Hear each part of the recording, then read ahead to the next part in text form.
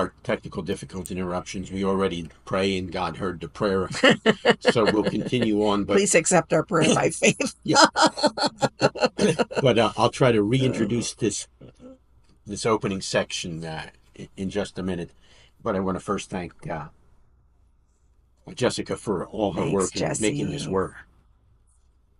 So this is August the 3rd, Stump the Stars Jewish style.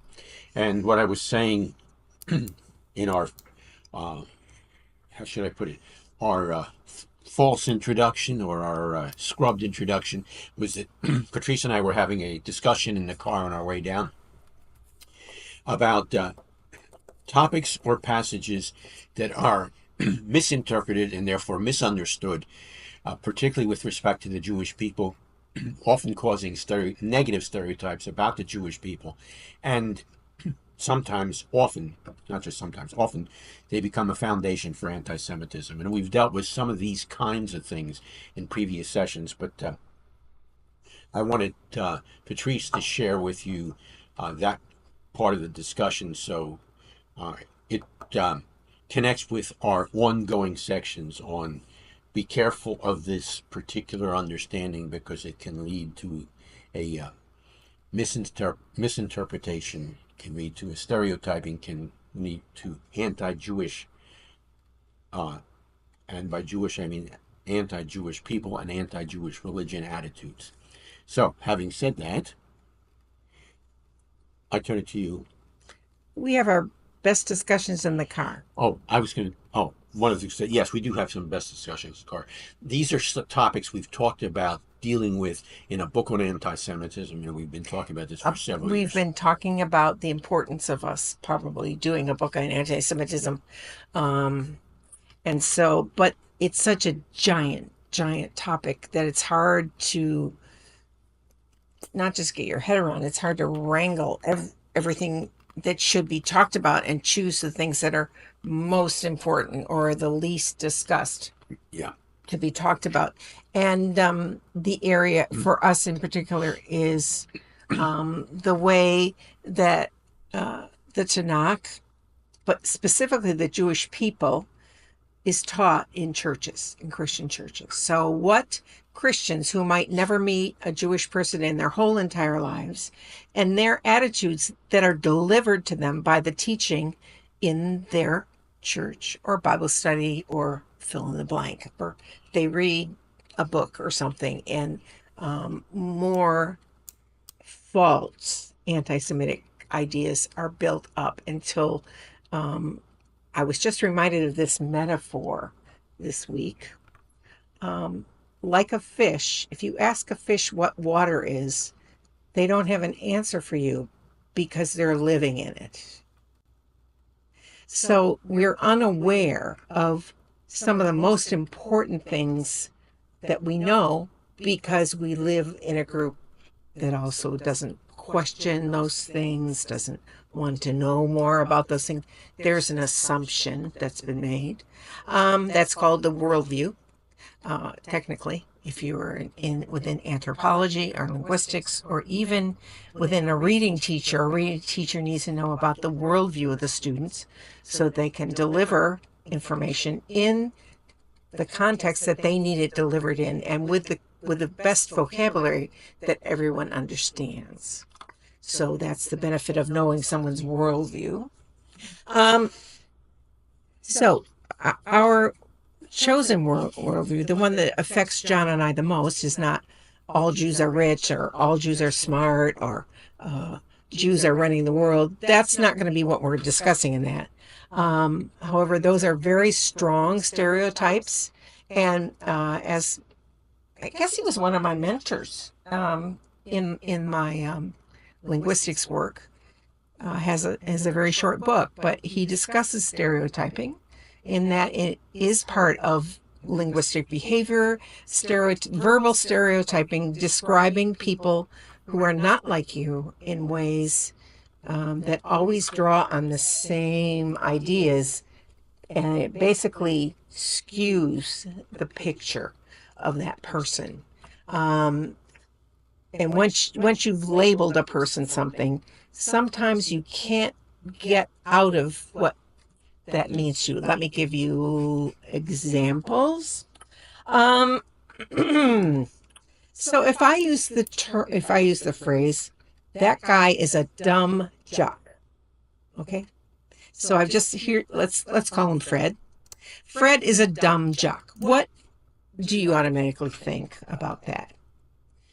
What are your assumptions about Fred? Not you assume he's dumb and he's a jock. Well, what does that mean to be a dumb jock? Well, how would you want to say that? All right, do you think he's good in his relationships with women and possibly everybody? You think he's a very smooth talker and get along with everybody, especially young ladies? No, No. the opposite. It's the opposite, isn't it? And so because there are in our minds do not say, well, he could be a genius jock. That sounds like an oxymoron, like, jumbo shrimp and other things that, comedians like to make fun of. So we do have other names to describe Fred. He's not a dumb jock. Oh, no, he's not dumb, we might say.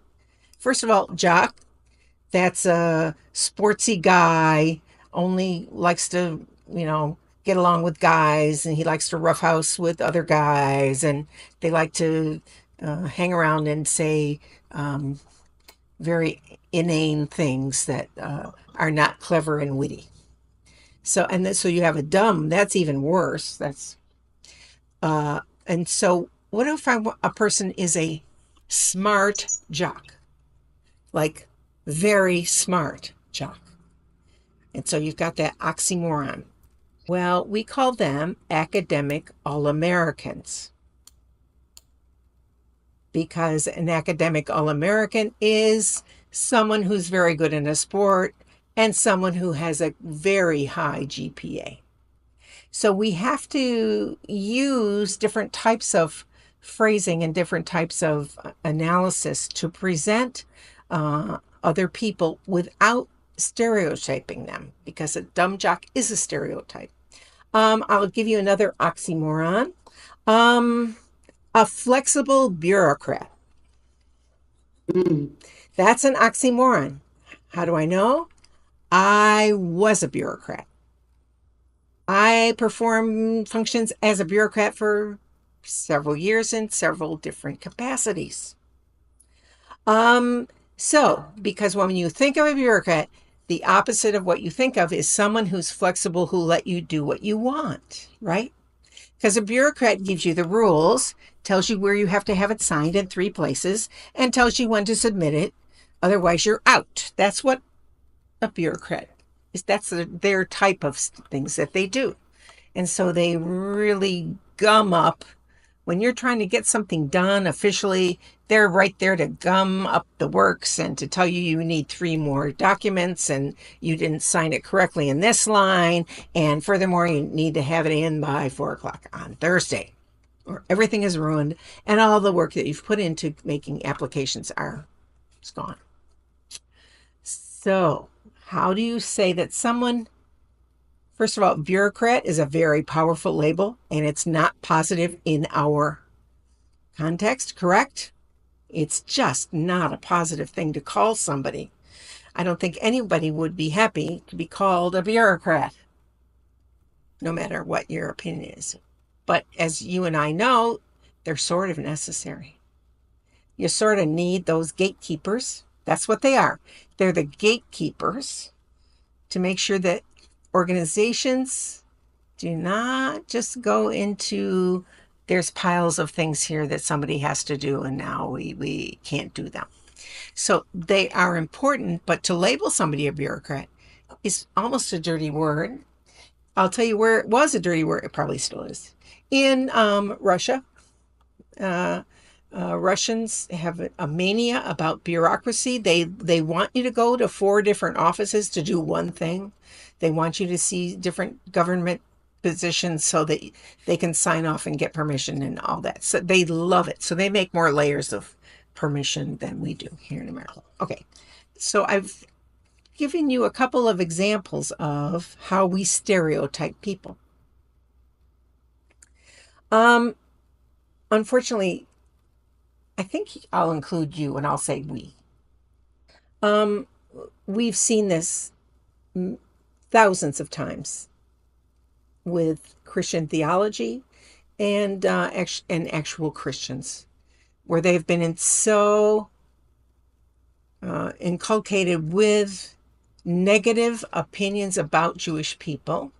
It starts in teaching about Jewish people in Tanakh and interpreting various stories in the Tanakh, and then it's come all the way through the ages into today's world. So whenever people don't know Jewish people or only know one or two Jewish people, then they don't have any clue as to, you know, whether somebody's talking about a stereotype or somebody is talking because they have acquired knowledge that is accurate about that person or those people. So that's where we wanted to, or that's what I perceived that we would go into, so that we could get the fish able to describe what water is. Um, and on that task, so it occurred to me, partially because of John's sermon last night, which was, why don't you tell them what your sermon was on last night? Well, the sermon uh, was sort of two threaded from my perspective. One was we're now at the end of the book of Numbers, so we're looking back over the wilderness experience that the people of Israel had. But then the second thread was I wanted to take a step back a couple weeks to the Parsha, the portion from a couple weeks ago, which was um, Balaam's talking donkey, which is a favorite subject of mine. And because we weren't here 2 weeks ago, I thought I'd take a step back in time, so to speak, and speak on that. And to look at the four blessings that Balaam, or Bilam as we know him from a Jewish perspective, pronounced instead of curses, as he was paid to deliver him by Balak, the king of Moab. What was he? Yes, I Yes, think so. king of Moab. Okay, anyhow, so that's what it was on. And the wilderness experience is one of the things that is most frequently misunderstood as it relates to the Jewish people and the Jewish people's historical connections with God from the very beginnings of our nationhood. Because this, of course, is after the Passover and after we've left Egypt and are on our way to the land of Israel.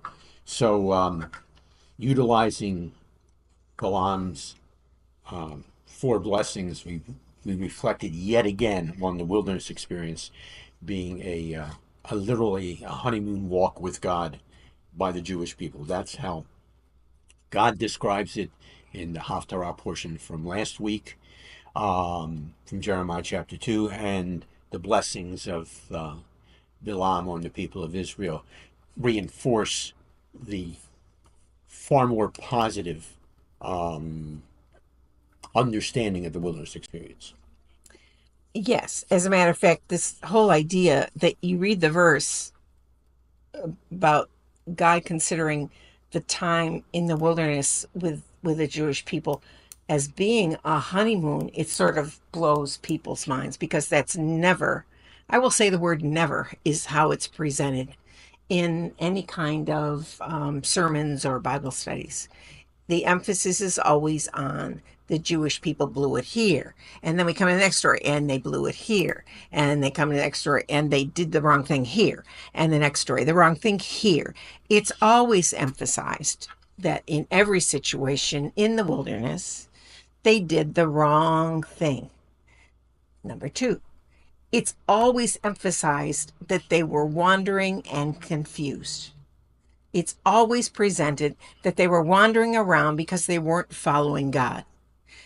Except, what do we know when we think about it?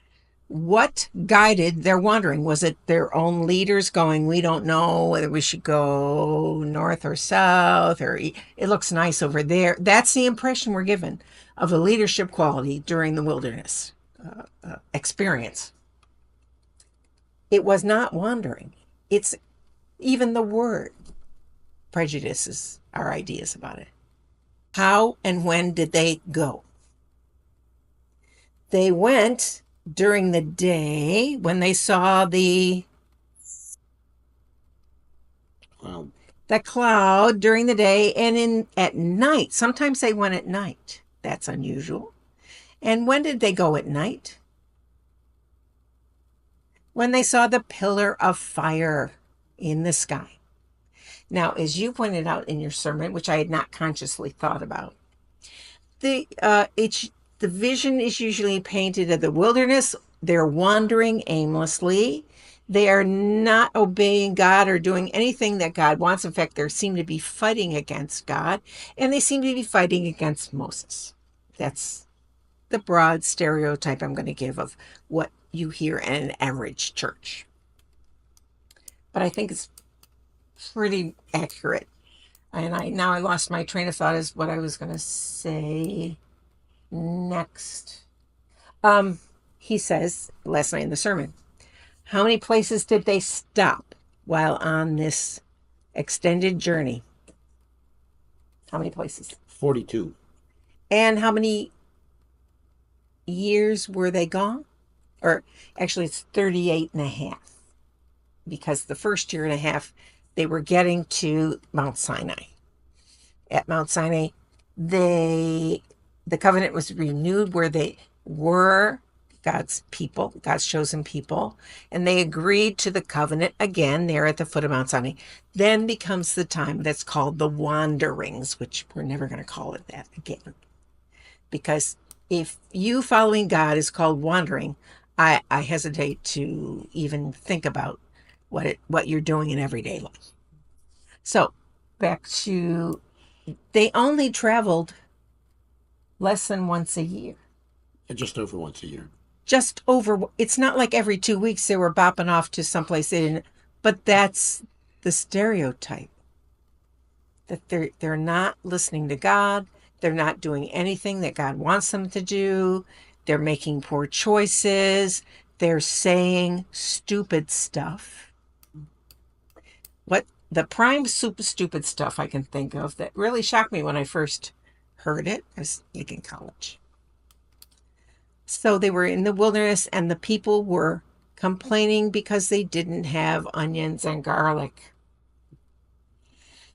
Have any of you ever heard about those stupid Jews were complaining that they didn't have onions and garlic back in Egypt? And so nowadays people look at it and go, well, they were so ungrateful. God had delivered them from slavery, and here they are whining about food that they can't eat. And God is providing them sandals, and God is providing them all the food. True, it's not their favorite food, but God's providing it all for them. Those people are ridiculous. And here's the underlying thought: we would never be like them. Christians would never be like they are. Why wouldn't we ever do what they did? Well, because we understand grace. We know that God has saved us. We listen to God and we pray to God. I don't see any of that during those wanderings. No wonder they were messed up. They were messed up. It's true. So we think they have very poor following of leaders and pretty bad leaders sometimes. And golly, what a mess that was.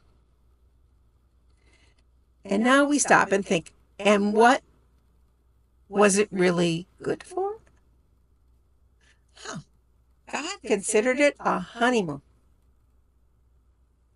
I think I've mentioned to these guys how I believe it was day 2 of our marriage, and we were technically on our honeymoon, and I was sure I had made the biggest mistake of my life. And it bothered me. I'd say over an hour. Could have been like 2 hours. 2 hours. And I was going, I can't handle this.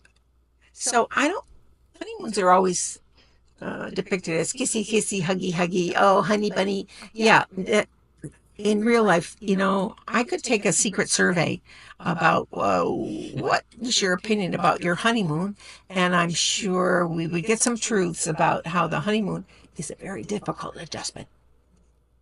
It's a very difficult adjustment. And just because people choose to live together nowadays, I hear this, they choose to live together now, it doesn't mean that they don't experience the same things. Anytime you get any kind of a roommate, you go to college, you get a roommate, you're in a job, you get a roommate, unless it's a brother or a sister, you're going, what the heck did they just do? And that is totally out of line. What were they thinking? This person is an idiot. I have to clean up after them because they don't do this. So you get my picture. We're really good at seeing that picture. So the honeymoon. Is it a perfect time of hugging and kissing and lovey-dovey? Yeah, okay, sometimes. But sometimes it can be, what have I done? And a major adjustment into, ew, he does that with his toothbrush. Ew, which is not exactly positive experience. But if we're going to see the honeymoon period of the wilderness experience, we have to see adjustments because the wife, remember, in that culture, we're going to talk about that culture, the wife is taken from her parents' home and taken to the house that the husband has prepared. And so it's a new house, it's a new roommate, there's a lot of new things going on. And it somewhat blows any person's mind, the kind of things they have to go through. Having couched it in those terms, which are never used, the honeymoon, it's usually used, what would you say? Wanderings are usually personified as failure, Yeah. disobedience, Yeah. Rebellion often. suffering, whining, those things. We would literally have to change our consideration of what the wilderness experience was, what it was intended to do, and to focus on what was God's intent in having the people experience all these things. Deprivation from normal food norms, wanting to go back to Egypt several times, and we in 21st century America think, whoa, what? They're just spoiled children. They need to whip themselves into shape and they need to follow God, and they're not even listening to God, and they're acting like victims. Anything else from your sermon last night? A couple times I went, I have never thought about it like that. But that's another good, important point about not just why the wilderness can be explained, but why it was a good, important thing to happen. Just to add the detail, I mentioned that the Haftarah portion. I don't know if I mentioned what the text was. The text actually is the first couple verses of Jeremiah 2 that give you God's perspective of this wilderness walk, or this honeymoon wilderness walk, or honeymoon wilderness journey with God. And that was God's perspective of the situation. It was a very positive perspective of the situation. The other thing is, so you can mention these other areas. That is just one of the examples of misunderstanding or misinterpreting something that's found in the biblical text, or that's found as part of Jewish history, and therefore, having been misread, misleads us, or misleads people as to how they view the Jewish people Today. Not just how we think of them back then, but then how do we see, oh, here comes Joe up the street, and what is he going to be like? And there are some other examples that we talked about in the card, which you've jotted down, so feel free to. Yes, so another one of the big areas. Oh, I will say, we're not going to answer all these, but just point out what the areas are tonight. In the book, we would unwrap these, and we have done so in other venues. Another big area that it's so ingrained in the teaching that you can't separate it is Jacob is a guy to be commended. He did nothing wrong as a young man. In fact, God kept commending him for what he was doing, because it's the opposite is taught, not just in Christian circles, but in Jewish In Jewish circles. circles, yeah. They will say only bad things about Jacob as a young man and call him a cheater and a liar and precipitate those ideas. And John goes into a long time of that in one of his courses, reinterpreting Jacob. Reinterpreting meaning looking at other passages and looking at other ideas in Jacob's world to explain that his behavior was okay. This was okay. What he did was okay, according to his time period. And then as a And according to the biblical text and description, which I mentioned briefly last night, but mention often when we deal with the story, God describes him in the biblical text as Ish Tam, perfect or blameless person. a complete person is Complete person. another way of another definition of Ishtam. And that's especially because was his brother an Ishtam? No, he was a selfish kind of dumb jock, it seems to me. Except his sport was hunting. His sport was hunting, and that's all he cared about. And according to the text, at that point in his life, it's all Isaac cared about too. Isaac liked the hunting thing, and Isaac was proud of that son, and he was happy to eat all the food that was provided for him.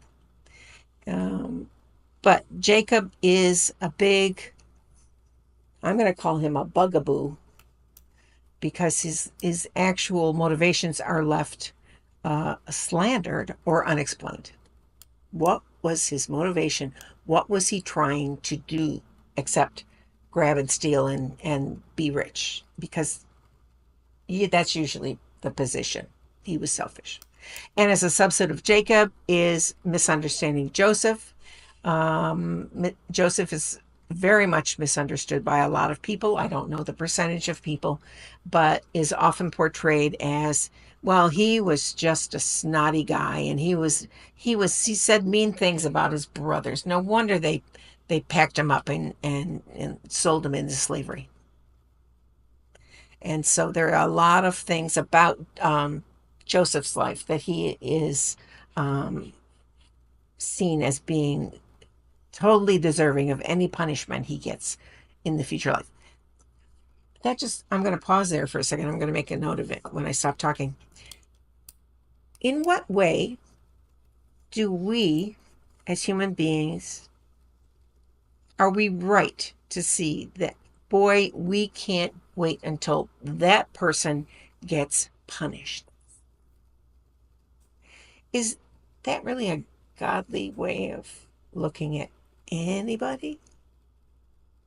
Even people that we personally have known that have said horrible things about us personally, or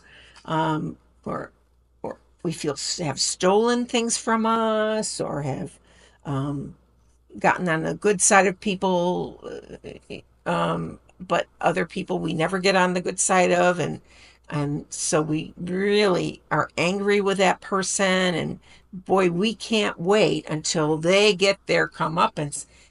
I don't think these are godly ideas. I really don't. I don't, even though God is intending on making everything fair in the long run, and that'd be capital I, capital T, capital L, capital R, in the long run. We know that God will bring equity and justice to everyone in every situation. But until then, we can't wait, because we'd like to see that. I don't think that's a godly thing, that God wants us to rejoice and be happy over the way we're reacting.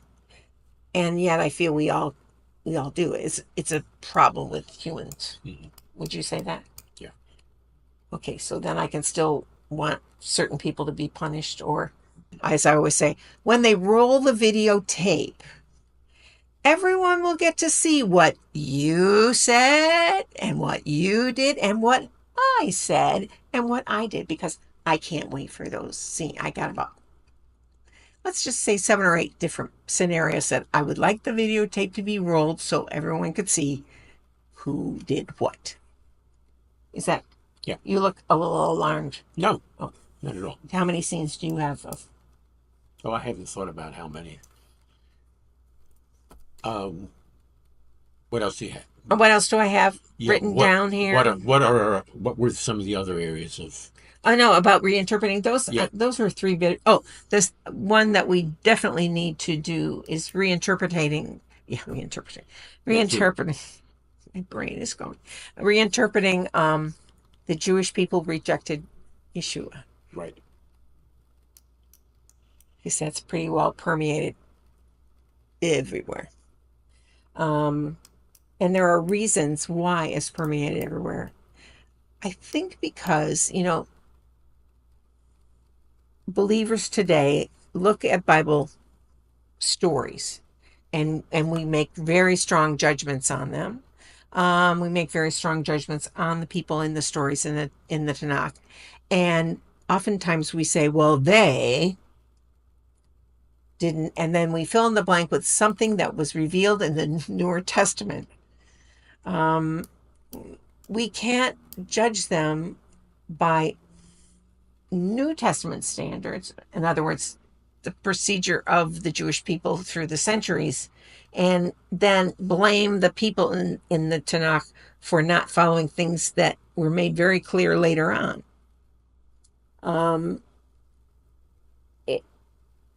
And so it's almost impossible for people who don't know any Jewish people whatsoever and have never experienced any Jewish people, which is the vast majority of, let's say, America.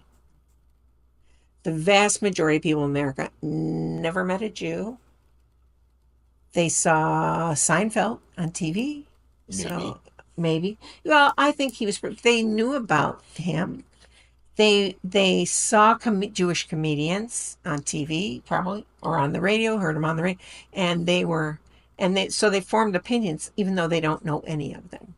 And I didn't know where I was going to go with that, but I think it's important for us in the 21st century to be able to step outside ourselves for a few minutes and see these stories in a different light. In other words, to be able to do a little evaluation of them compared to their own standards rather than the standards that we have in this day and age. Is that fair enough to say? That's fair enough. So that would be another big thing we'd have to reinterpret, the idea that the Jews rejected Yeshua. Yeah. Bottom line is that all these major areas, and there are others as well, have in the past and still continue to tend to shape the way in which people view the Jewish people and view Judaism in a negative light. And so we want to correct the misinterpretations and misunderstandings, the biases, if you want to call it that, that produce these stereotypes. Mm-hmm. Absolutely. And here and there we've talked about some one or two of those things along the way in our Stump the Star sessions. Anything further? No, not about this. Anyway, it's a work in progress, and having it being such an overwhelming topic, and what to key in on and what to concentrate on, which has not been thoroughly discussed in the past. That's what we're aiming for. Mm-hmm. Is that fair enough? Yeah. Okay. All right. Now, somewhat related to that was an email that we got this past week. It wasn't to Stump the Stars, but it still qualifies for Stump the Stars material, from a person who has visited the synagogue on a handful of times. Pardon me, in a handful of times. In a handful of times? For a handful of times, yeah. Prepositions. Terrible. Prepositions, not translatable. Okay, anyhow. On a number of occasions. That's what I was doing. I was mixing two metaphors there. No. Okay. And the question related to the fact that when I speak during the services and also during the teaching, I will refer to not the Old Testament and New Testament, but the Older Testament and the Newer Testament. So the question was, why that kind of reference? Why speak of it in those terms? And I will give you my perspective, and Patrice can share hers as well on that. When you talk again, in the light of this previous discussion, in the broader way in which people read the biblical texts and view them, and then, in a sense, portray and or teach them. When you speak in terms of the Old Testament and the New Testament, frequently, if not always, the understanding is, oh, that's old, that was great for that time, that is no longer relevant, viable, whatever term you want to use. And in fact, often the next step is made, and this happens in one of two ways. Now we've got the New Testament, and of course, it's new, therefore it's better. Absolutely. It is for us now. It's improved. That's it, new and improved. That's a great way of looking at it. It's new Like laundry soap. and often coming with that is not only that this is newer and better, but that the new has totally replaced the old. The old is out, the new is in. That's how often these terms are understood as, and problematically, with respect to referring to the Old Testament and the New Testament. Many, many years ago, and I think it's now decades ago, having wrestled with this in my mind, I started referring to the two halves of Scripture. This was not the only way to refer to it, but since this was what the question is related to, as the Older Testament and the Newer Testament, because what that does, or what it should communicate, is that there is a connection between the two. This is the older part, this is the newer part, they're part of the same package. So it isn't that the new replaces the old, but that there is an older part and a newer part. And in ancient Near Eastern society, therefore Jewish society and worldview, and to some degree even today, when we view things from a positive perspective as something that's older, therefore it has what? A longer track record. More reliable. Yes, more reliable. It has proven itself. Proven itself. And the newer then builds on that and continues that, and in fact is, and I've got to be careful what terms I use here because a lot of these terms are loaded anytime you use them, is the newer is the present rendition of what the older is.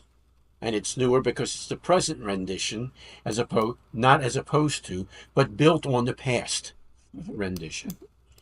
I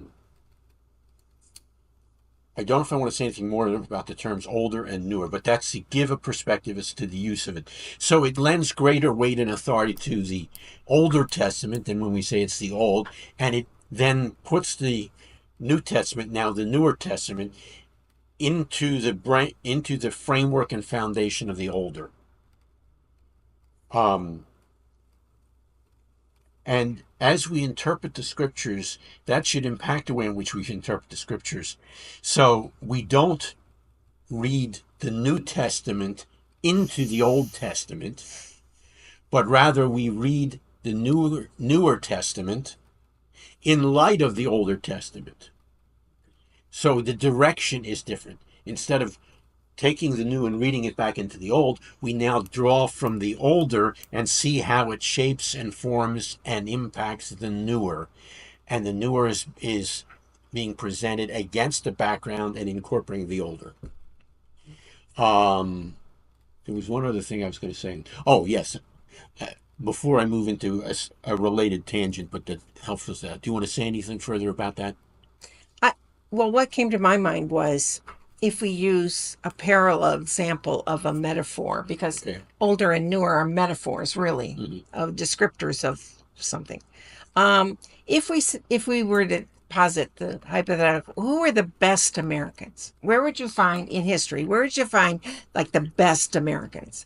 And I would say outside of the best generation, which was Yeah. a metaphor about the World War II generation, I would say that people would turn to the first Americans, the people who founded America. Uh, Well, just to give an example, as soon as you said that, two people popped in my mind. the best Americans? Yes, George Washington and Abraham Lincoln. Yeah, and Benjamin Franklin and all these people, and I would think many Americans would say they were the best Americans because they sacrificed everything. They had to start out. They initiated everything. This was a brand new idea, so we would have a lot of points in their favor. But that's not how we present. So that's in that way, the oldest Americans were better than we are at being Americans. But that's not how we present the Jewish people's story, is it? Abraham, Isaac, and Jacob, oh, they were good. But everybody here in the New Testament, we're so much better. We know a lot. They goofed up all the time. And we're much better than that because we have grace. They didn't have grace. They didn't have the Holy Spirit. They didn't have stuff like we have today. So see how that's like an opposite thing that we do in America. I'm just going to say America, not the world. It's an opposite thing we do. In the idea of patriots and the best patriot, it'd be those first guys. Wouldn't you think it'd be the first guys? But it isn't. It isn't. It's never presented that way, that we owe them. Yeah. And if you go into most churches and even some Messianic synagogues, what are the biblical texts that are focused on, preached, or taught? They're from the Newer Testament, No. much more so than from the Older So Testament. much better. No. New and improved. Just think about the words you see when you go in the grocery store and you see, I like to use laundry soap, laundry detergent. New, improved, brighter colors, smells better longer. All those to prove. And so you're left with the idea of, so what I bought 2 weeks ago was a bunch of crap and now it's actually good. Because that is what you're forced to think. If they keep saying how new and good and improved, that's such a loaded word, improved. And often it's not just improved, but replaced. Oh, yeah, they don't use that in laundry detergent. No, not but They use that in the Bible. Yeah. The other area that is significant to this discussion of Older and Newer Testament, as many people have pointed out, the term testament we use because we've used it for ages, but it really means covenant. And if you just go, as some people do, oh, now we'll just call it the Old Covenant and the New Covenant. Okay, that's problematic too, because you still have the issue of old and new, and the new has replaced the old, but now you have the issue of thinking that there are only two covenants. There are more than two covenants. Depending on how you're looking at it, you've got the covenant with Noah, you've got the covenant with Abraham, Isaac, and Jacob, and it's not just with Abraham. You've got a covenant with the Jewish people that was handed down by Moses, or the Mosaic covenant. You've got promises made to David, which are called the covenant. You've got the Davidic covenant, and then you've got what is often referred to in Jeremiah, but the other texts are Isaiah and Ezekiel, but they're often called the New Covenant. However, the Hebrew word for new and the Greek equivalent does not mean new, but means renewed. And as soon as you move in terms of old and new, you have lost the sense of the fact that it is the so-called New Covenant is in fact a covenant of renewal, as the other covenants were as well. That's the way the ancient Near Eastern covenants worked. You'd have a covenant, you'd have a renewal under specific circumstances. And like I said, the Jeremiah text is quite clear that the term that's used is renewed. So you've got that whole issue that surfaces. That should be another chapter. Yeah. That really, the emphasis by, and this is broadly, the new covenant replaces the old covenant. The old covenant, nobody could do that covenant, but the new covenant, we're free. See how good that is now? Now we don't have to do all this stuff in the Old Testament. Now we're free to do whatever we want in the New Testament. And I believe I'm quoting pastors from all over the country when I say probably every week they say something like this. I don't have to do the stuff that they had to do. I get to be free. I don't have to obey red lights or stop signs. I'm free to do whatever I want. I don't have to obey the law of gravity. I'm free to obey it or not because I'm free now. And that's such a loaded concept of I'm free and I don't have to do any of those things that they had to do. I don't know. How burdened are we with obeying red lights? How burdened are we by keeping off the grass?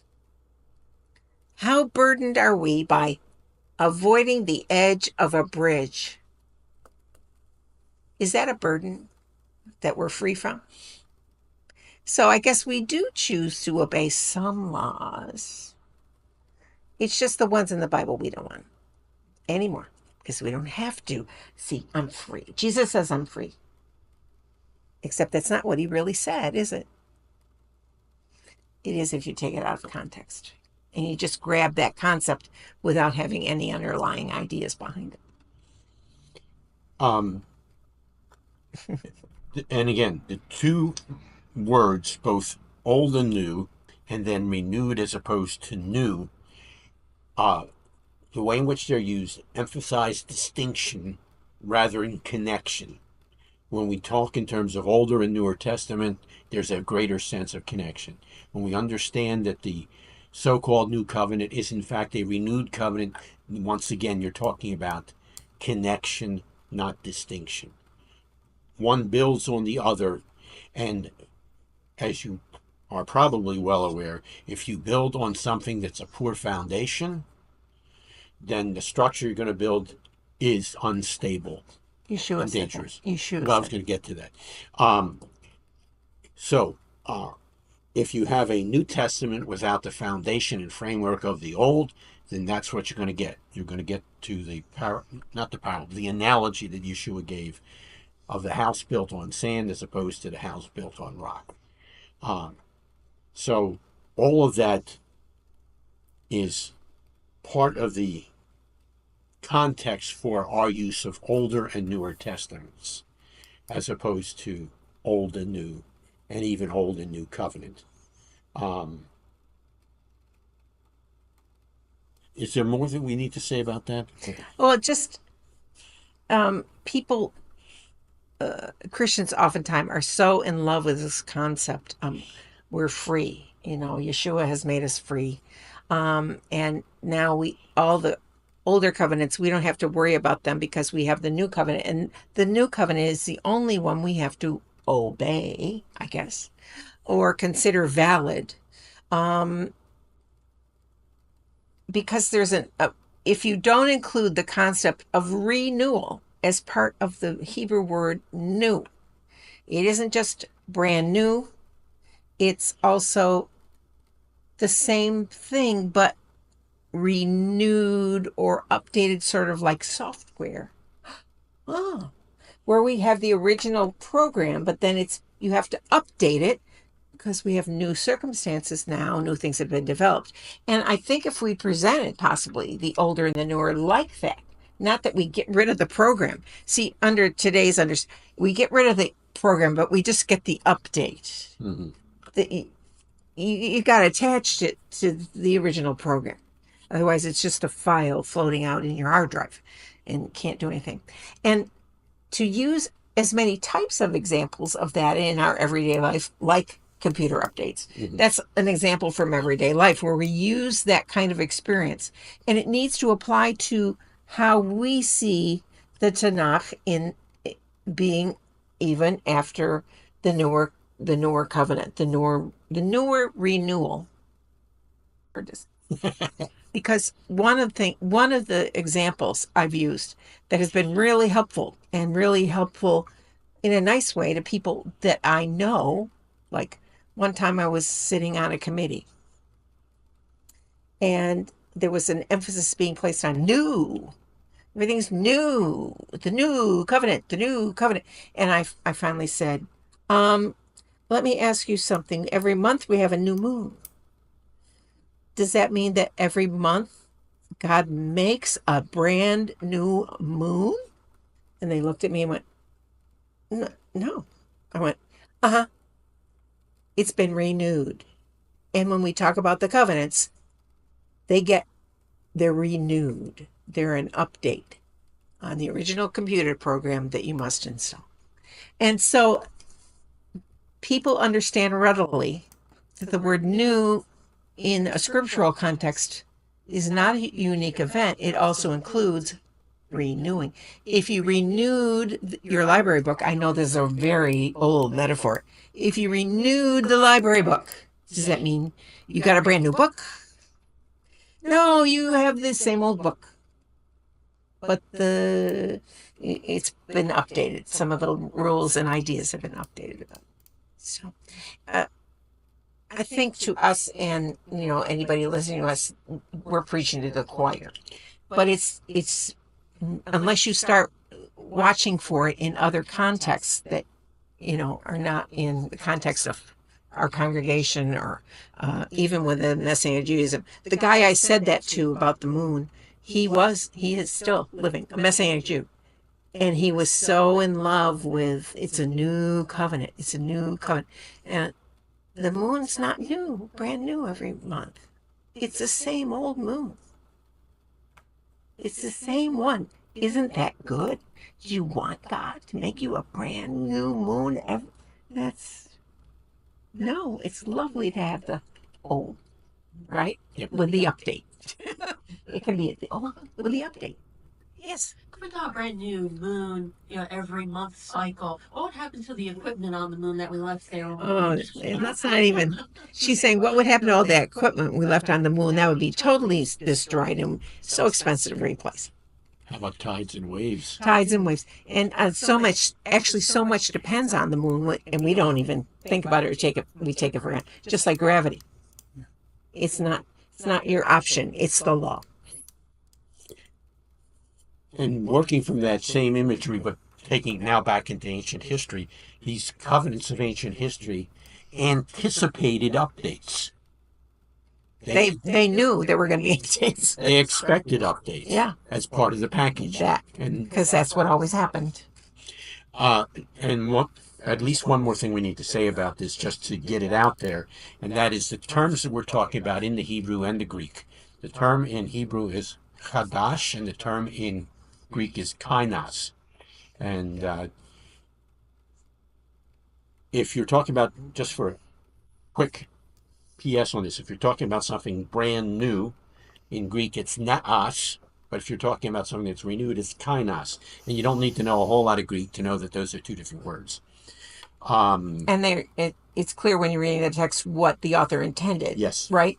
Whether it's a brand new thing or whether it's a renewed thing. Yeah, exactly. And I'm thinking that it's this upcoming course that I'll be teaching in the fall, Gospels in the Jewish Context. I undoubtedly will deal with that at least somewhat in that course. I think, now that I'm making it a new chapter in the book, I just think it's foundational. Yeah. This concept of just because something is new does not make it better. It does not make it improved. It does not make it anything. It's just newer. Okay, now, just as a quick example of Chadash, we have in part of our Shabbat liturgy, I just drew a complete blank on it. I can give you the page numbers. Uvnu Cho Yomar. Chadash Yemenu, Chadash Yemenu. Redo our days as of old. There's the term Chadash. It's not new our days as of old, but renew our days or as make of new old. days. Yeah. No, it's renew. And our days. Yes. Yam, day, Enu, ending, hour. So even in our weekly liturgy, if we understand it correctly, we're talking in terms of renewal. In that particular phrase, which I have thought of before, we are looking to the past Yes. and saying it's better than what we have now. Exactly. I was going to. And Americans have a very big, we don't normally do that. We just don't normally do it. It's always newer is better, newer is better. And that's exactly what that request is in the liturgy. Make us now like it was of old, and ultimately, the ultimate rabbinic understanding of that is take us back to Gan Eden, Garden of Eden. And this time we won't blow it. Is And that so, yeah, the assumption? back Is this time we will not? back to the very good that it was as God It was describes the perfect. beginning. It was perfect. Those ma'od. Right? Isn't that what the Mitsuyan, excellent. No, I'm talking what the text actually says. Yeah, It just- Tov Tov- in- Very good. It was very. God said it was very good. Okay, well, we've wandered in and out of a number of things. Very philosophical, haven't we been? Very philosophical. No. That has sort of a negative. Very conceptual. Conceptual. You like is that? Much, no, I think philosophical No. is not totally negative, No. but conceptual. Much Like- more. Current. Not just that, but neutral. A neutral yes. term. It doesn't have, as I like to say in my Hebrew classes, if somebody says that while you're listening, are they insulting you or are they praising you? And so it's usually, so are we insulting the idea or are we saying it's a great idea? Yeah. And it's really important to know that in everyday life. When they said that, What was it? were they saying that was good or they were saying that was not good? Do I need to punch them or do I need to hug them? I like that. Two options: punch or hug. Okay. Any questions, either on what we've covered or other questions from those of you who are actually sitting in the room with us? Okay. Because it's perfectly clear. Now, how about for those of you whom we can see live on our screens, any questions either about what we've talked about or other questions that have arisen? No? All right, then I have one last question is, when's the next Stump the Stars? Are we done already? I think we are. I looked at the clock on We spent the whole time on our conceptual book. No, we talked about older and newer. Well, that I added that to our book. Oh no, I know we added it to book, but it was a question that was sent to us. Yes, it was. So we did do that. Yes. If you'll give me just a second, I'm going to see if we've got the date posted over there on the bulletin board just to double check it. Isn't it 24th? I think that's correct. Well, yeah, but honey, we can say tentatively. Oh, that's right. We may be going to Asheville. Okay, thank you. The one is tentatively scheduled for the 24th, but there is a fairly strong likelihood that we will be visiting family in Asheville on that weekend. So Plus cooler. So in other words, stay tuned. Yeah. So we'll confirm or deny that very soon. Yeah. All right. In that case, would you close in prayer?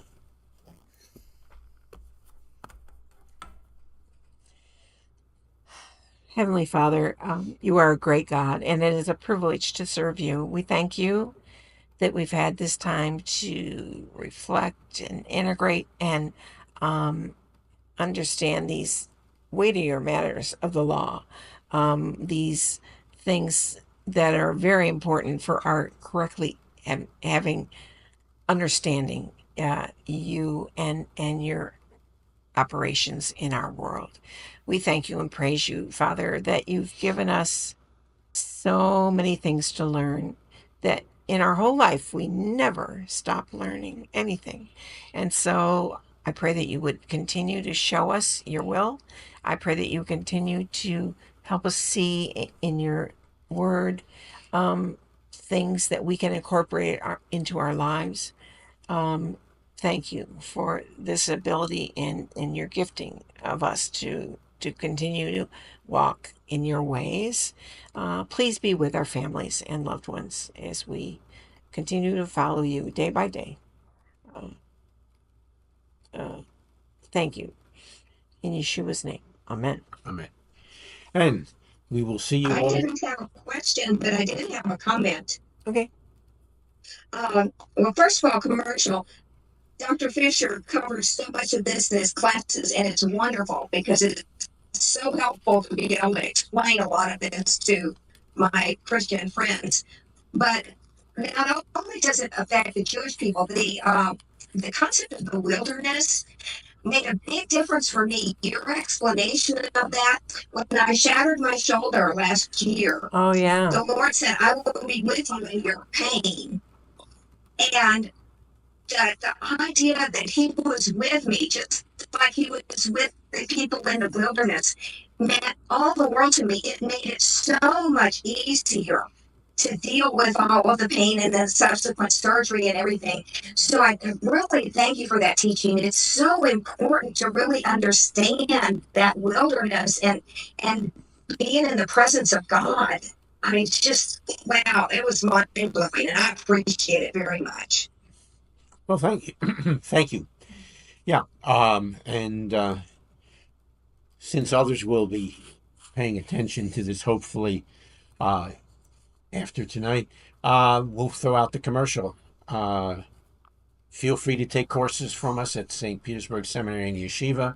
Not only the courses that I already commercialized, Gospels in the Jewish context, but the other ones that are offered, not only Hebrew by you in this coming year, and then back to Torah and the rest of the Tanakh in coming years. So, yeah. Yeah, and just because some of this is in a timely manner, remember Tuesday, August 9th, is our last review session for Intermediate Hebrew, which starts on the 22nd of August. Okay. There we go. Thanks, you guys. Thank you for joining us. Thank you. Shavua Tov. Shavua Tov. Have a good week. Bye bye.